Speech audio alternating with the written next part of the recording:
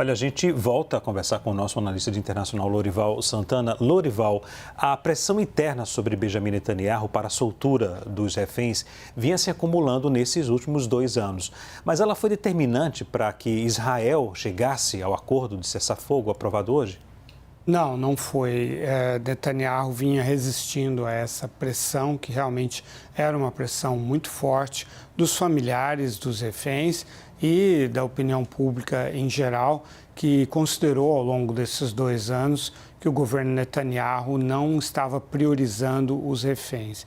Inclusive, a maior parte dessas mortes ocorreu por atuação das forças militares israelenses, por bombardeios israelenses que mataram os próprios reféns israelenses.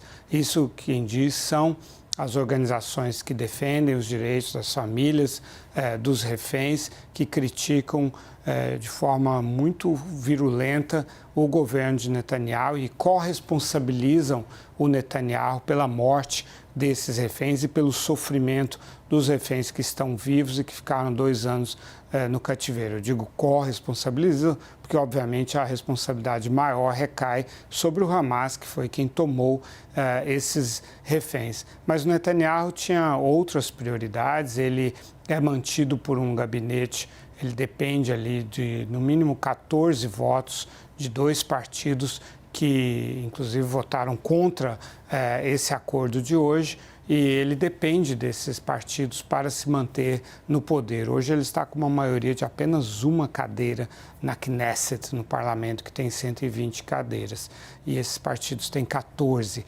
cadeiras. E ele próprio, Netanyahu, também segue uma linha dura. Então, ele considerou que essa guerra, levar adiante essa guerra, seria uma forma de ele se manter no governo, que ele é muito impopular. Hoje, as pesquisas indicam que ele perderia as eleições. E ele só teve de fazer esse acordo com o Hamas por um erro de cálculo que ele próprio cometeu.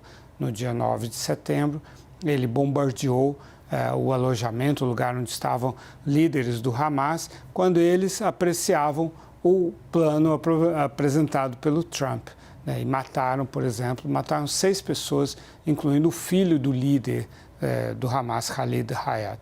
E aí o Trump ficou furioso, inclusive porque o Trump é muito próximo das monarquias árabes do Golfo, isso aconteceu em Doha, no Catar, e aí o Trump decidiu que ia colocar um fim nessa guerra e só ele tinha esse poder realmente. Lorival, agora a imagem do Benjamin Netanyahu ainda está arranhada, porque lá atrás, quando houve os ataques, houve uma falha no sistema de proteção à sociedade, né? Sim, as familiares dos reféns e outros críticos falam disso, lembram, corresponsabilizam também o governo do Hamas, do Netanyahu, por essa falha de segurança, que o ministro da Segurança, Itamar Ben-Gvir, é um líder dos colonos da Cisjordânia e fica ainda incentivando ortodoxos e ultranacionalistas a fazer peregrinações até a área onde estão as mesquitas, lá no Monte do Templo ou Esplanada das Mesquitas, que é uma área que deveria ser protegida, fazendo provocações contra os muçulmanos, e aí mobiliza a polícia para proteger esses manifestantes, e ficava ocupado e preocupado com essas questões da Cisjordânia e não viu a ameaça da faixa de Gaza. Então, existe realmente muita crítica em relação ao Netanyahu, lembrando também que ele estava tentando uma reforma para tirar a independência da Corte Suprema, porque existem processos por corrupção, abuso de poder contra ele na Corte Suprema, e havia centenas de milhares de israelenses se manifestando, isso quando aconteceu, então, o ataque do Hamas. Então, ele usou essa guerra para se manter no poder e hoje ele é bastante impopular.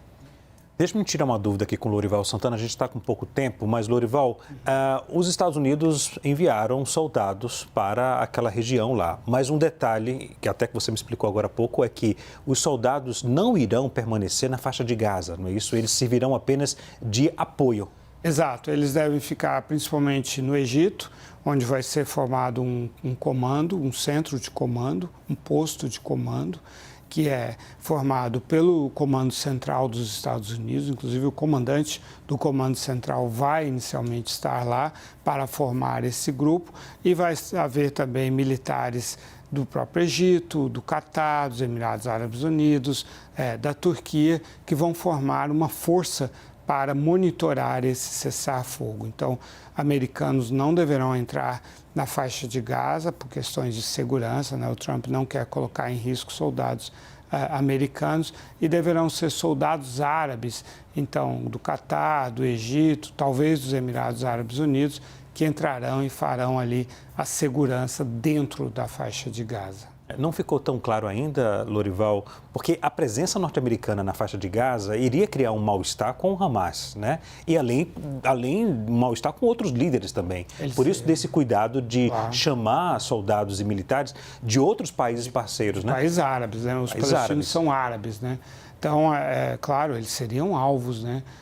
Alvos muito valiosos para terroristas dentro da faixa de Gaza, e o Trump não vai querer pagar o preço político de ter soldados americanos mortos na faixa de Gaza. Ok. Lorival, muito obrigado pelas explicações, viu? Pela aula de história também. Imagina, é um prazer sempre.